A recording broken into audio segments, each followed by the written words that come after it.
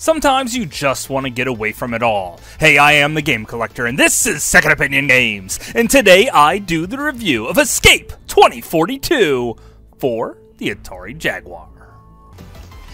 Okay, so here's my copy of Escape 2042, and this is what comes with it. A 12-page manual that's in 4 different languages, also full color, very well made. Nice. A nice-looking box, and it's amazing. Also, the box tells you every single thing that I'm going to tell you in this game. It gives everything away. Also, what you might get from Atari Age is a card, which looks really cool, or maybe even another card telling you about the products that they have. And there's a couple games on here I kind of actually want, and a bumper sticker. Pretty cool. Bye. My favorite type of game is an action platformer. And sadly, that's not something the Jaguar has much of. I mean, you have Bubsy and Pitfall, and pretty much nothing else. So that's why I was super psyched when Atari Age rolled out with a brand new platform game for the Jag. Escape 2042, The Truth Defenders. I don't know why there's an S, because you basically play as one person. In the beginning of the game, there's a little bit of text saying that you're trying to escape some type of socialism thing. Well, that's okay with me. I really don't care about the story. I want to get to the running and jumping, and there is plenty of it. You start off in some type of prison level, where your main goal is to escape by collecting key cards, maybe even a couple grenades that are completely worthless because they... well, some shut down security cameras, kind of like Metal Gear, and others will destroy the creatures if you hit them directly on. However, I noticed that you only get one of each. There's also some computers that you could hack into here, and it's done in the dumbest way possible. It's like Simon Says. It says push up, up, so you push up, up, or it could be something like that. And on the normal level of difficulty, it goes up to 4 different key presses here. So it's pretty easy. However, don't let your ADD get a hold of you too much, or you're gonna die. You type in the wrong password, even one time, you're gonna die. And the whole premise of this game is that they're small puzzles within levels. So you have to be good at running, jumping, and critical thinking here to move on. The prison level's music is great. It sounds very intense and really sets the mood nicely. And you'll notice it's actually pretty difficult. Matter of fact, the very first level of the game is by far the most difficult. And it really doesn't last that long. Matter of fact, I managed to clear it in about 25 minutes total, including all my crazy deaths. Eventually, you escape to a spaceship, which is awesome, and it took me a couple tries to figure this out. You don't have any weapons on your spaceship, and you're being tailed by 4 ships, and you're running through an asteroid field. The ships are firing at you, and you're dodging your way, weaving left, right, up, and down to avoid the ships, and hopefully they'll get smashed by the asteroids. If you manage to kill 2 sets of these 4 ships, well, you escape onto another planet altogether.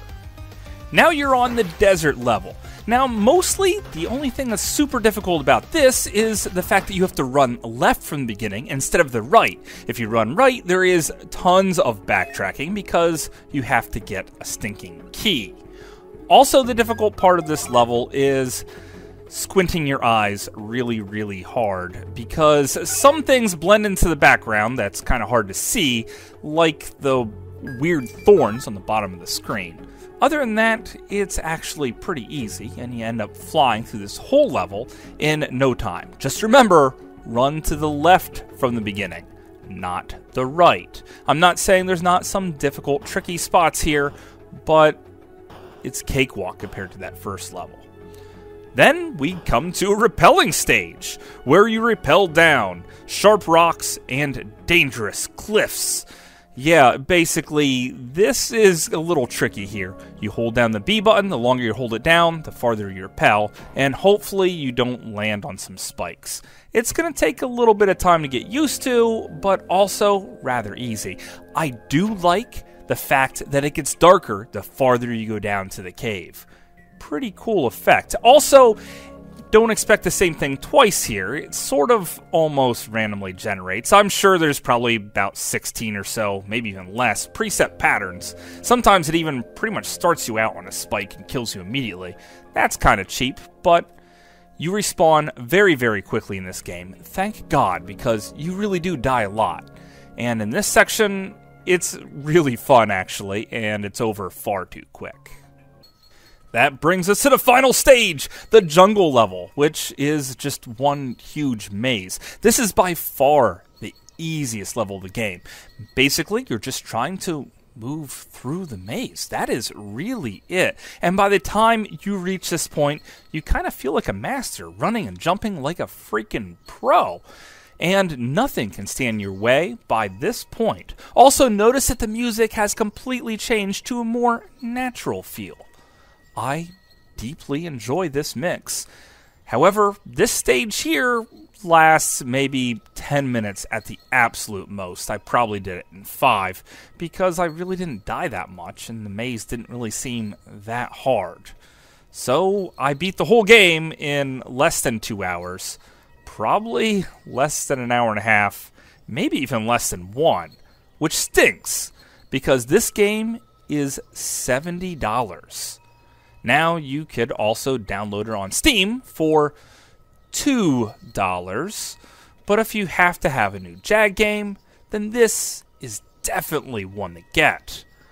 Honestly, when I first started playing here, guys, I thought, oh crap, I have to remake my top 10 list because this is awesome. I really thought I had a solid winner here. I thought this is one of the best games, period, for the Jag. However, this hefty price tag and the very, very limited runtime really holds it back for me.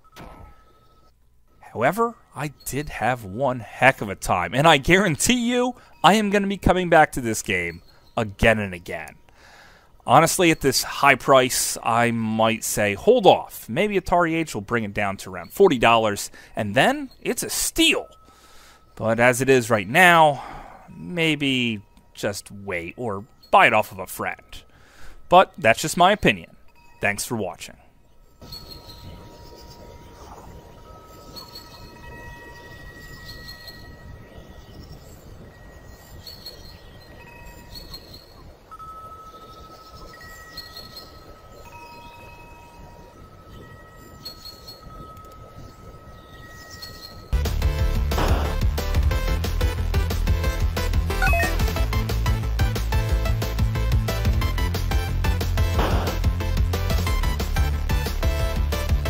So hopefully you guys enjoyed this video. I know I had a great time making it.